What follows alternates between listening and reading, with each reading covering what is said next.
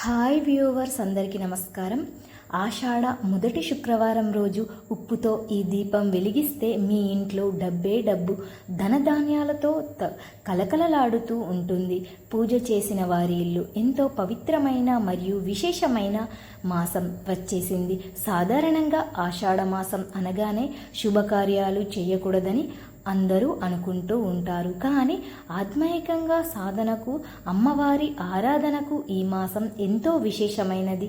ముఖ్యంగా ఈ ఆషాఢ మాసంలో వచ్చే ప్రతి శుక్రవారం సాక్షాత్తు మహాలక్ష్మీదేవి భక్తి శ్రద్ధలతో పూజిస్తే మీ ఇంట్లో ధనధాన్యాలకు, సిరి సంపదలకు ఎట్లాంటి లోటు ఉండదు. లక్ష్మీదేవి కటాక్షం ఎల్లవేళలా మీ కుటుంబంపై ఉంటుంది. ప్రతిరోజు నిత్య పూజలు చేయలేని వారు కనీసం ఈ ఆషాఢ మాసంలో వచ్చే 4 శుక్రవారాలు నిష్టగా అమ్మవారిని ఆరాధిస్తే మీ ఆర్థిక బాధలన్నీ కూడా తొలగిపోతాయి. అద్భుతమైన రాజయోగం సిద్ధిస్తుంది. ఈ నెల రోజుల పాటు అమ్మవారి దివ్యమైన శక్తి ఈ భూమండలంపై విశేషంగా ఉంటుంది. కాబట్టి ఈ మాసంలో వచ్చే చిన్న పూజకైనా రెట్టింపు ఫలితం అనేది లభిస్తుంది. ఈ పవిత్రమైన ఆషాఢ శుక్రవారంలో లక్ష్మీదేవిని ఎలా పూజించాలి అంటే ఐశ్వర్యం దీపం వెలిగించాలి. ఎలా వెలిగించాలి, అలాగే పాటించవలసిన ముఖ్యమైన నియమాల గురించి కూడా పరిహారాల గురించి కూడా ఇప్పుడు మనం ఈ వీడియోలో వివరంగా తెలుసుకుందాము. ఆత్మీయంగా ఈ విషయాలను తెలుసుకునే ముందు మా వీడియో మీకు నచ్చితే లైక్ చేయండి, షేర్ చేయండి, అలాగే మా ఛానల్ని కూడా సబ్స్క్రైబ్ చేసుకోండి. ఇక వీడియోలోకి వస్తే ఆషాఢ మాసంలో శుక్రవారం పూజ చేయాలనుకునే స్త్రీలు ఉదయం వీలైతే బ్రహ్మ ముహూర్తంలోనే నిద్రలేవడానికి ప్రయత్నించండి. ఒకవేళ అది సాధ్యపడకపోతే కనీసం ఉదయం 8 గంటలలోపు అయినా సరే పూజ కార్యక్రమాలను పూర్తి చేసుకోవడం చాలా వరకు మంచిది. నిద్రలేని వెంటనే ఇల్లంతా శుభ్రం చేసుకొని తుడుచుకోవాలి. నీటిలో కొద్దిగా గల్లుప్పు మరియు పసుపు వేసి ఇల్లు తుడిస్తే ఆ ఇంట్లో ఉన్న ఎట్లాంటి నెగిటివ్ ఎనర్జీ అయినా సరే వెంటనే బయటకు వెళ్ళిపోతుంది.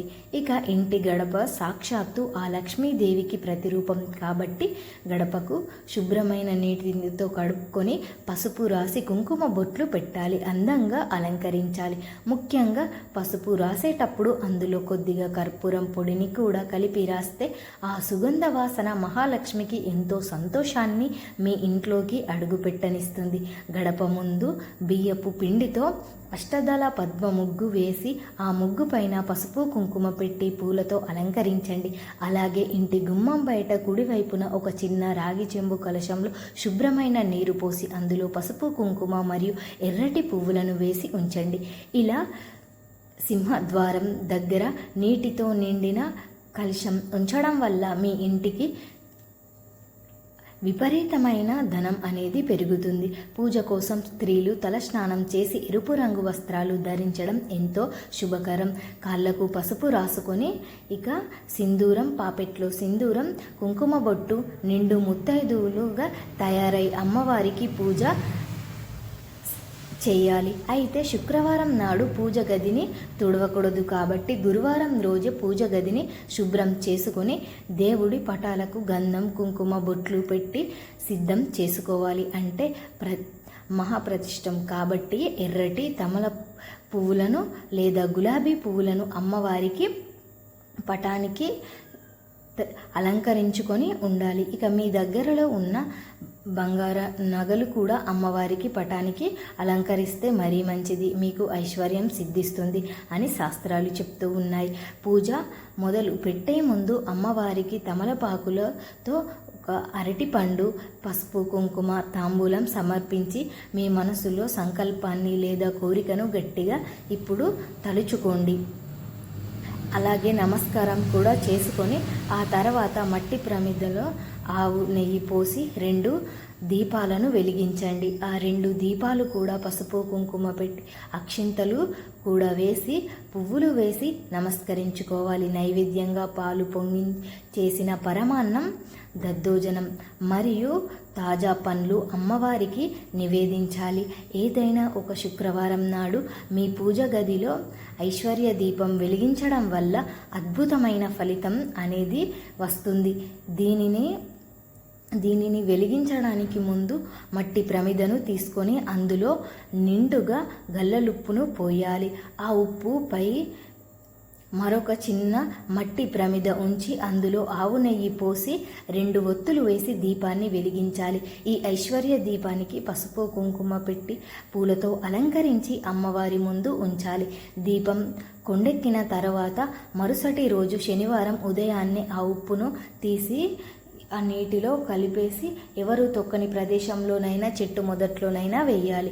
ఈ ఉప్పు దీపం వెలిగించడం వల్ల కుటుంబంలో ఉన్న దరిద్రం, అప్పులు, బాధలు పూర్తిగా నశించిపోతాయి. వ్యాపారంలో లాభాలు వచ్చి పడతాయి. ఇంటి ఆదాయం విశేషంగా పెరుగుతుంది. దీనితో పాటు లక్ష్మీదేవికి ఎంతో ఇష్టమైన సుగంధ ద్రవ్యం యాలకులు 21 యాలకులను ఒక వరసలాగా గుచ్చి ఒక మాలలాగా గుచ్చి తయారు చేసి ఆ యాలకుల మాలను అమ్మవారికి అలంకరించి ఇక కనకదార సూత్రం పఠిస్తే అప్పుల బాధలు అన్నీ కూడా తొలగిపోతాయి. పూజ పూర్తయిన తర్వాత ఆ యాలకుల మాలను ఒక ఎర్రటి వస్త్రంలో కట్టి మీ బీరువాలో లేదా డబ్బు దాచుకునే ప్రదేశంలో పెట్టుకుంటే ఖర్చులు తగ్గి ధన ప్రవాహం కలుగుతుంది. అలాగే ప్రతి ఆషాఢ శుక్రవారం తులసి కోట పూజ చేయడం అత్యంత శుభప్రదం. సాక్షాత్తు మహాలక్ష్మి నివాసం ఉండే తులసి కోటకు పసుపు కుంకుమ పెట్టి కొన్ని ఆవు పాలు పోసి బియ్యపిండితో ముగ్గు వేసి నెయ్యి దీపం వెలిగించాలి.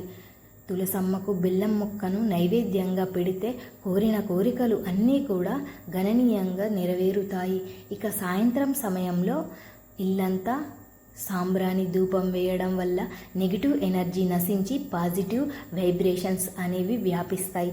వీలైతే ఆవులకు తోటకూర మరియు బెల్లం కలిపి తినిపించడం వల్ల ముక్కోటి దేవతల ఆశీర్వాదం కూడా మనకు లభిస్తుంది.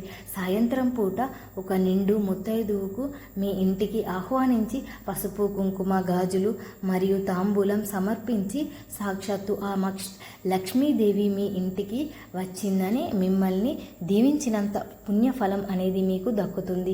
ఇక ఈ విధంగా ఇంటికి ఉన్న నరదృష్టి అనేది తొలగిపోతుంది. ఇక ఒక చిన్న కలబొంద మొక్కను తీసుకొని పసుపు కుంకుమ రాసి సింహద్వారంపై వేలాడదీయండి.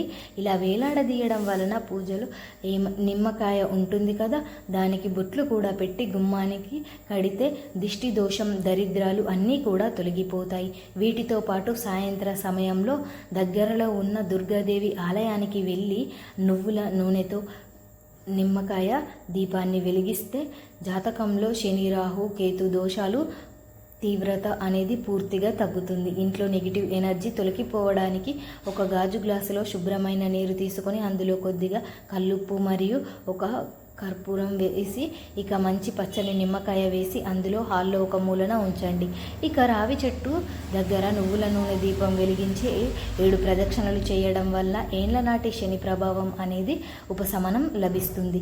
ఇక ఈ నియమాలను పాటిస్తూ కనకదార సూత్రం లేదా మహాలక్ష్మి అష్టోత్తర సూత్రం పఠిస్తూ ఉంటే ఇక అమ్మవారికి చేయాల్సినవి అన్నీ చేస్తారు కాబట్టి సిరి సంపదలు అనేవి మీకు తులతూగుతాయి. ఇక ఈ విధంగా పూజ చేసి ఆ జగన్మాత అనుగ్రహాన్ని పొందుతారు. కాబట్టి అందరూ కూడా ఈ ఆషాఢ శుక్రవారం రోజు అమ్మవారికి పూజ చేసి ఆనందంగా సంతోషంగా జీవించండి. ఇక మా వీడియో మీకు నచ్చితే లైక్ చేయండి, షేర్ చేయండి, అలాగే మా ఛానల్ని సబ్స్క్రైబ్ చేసుకోండి. మీ అందరికీ ధన్యవాదములు.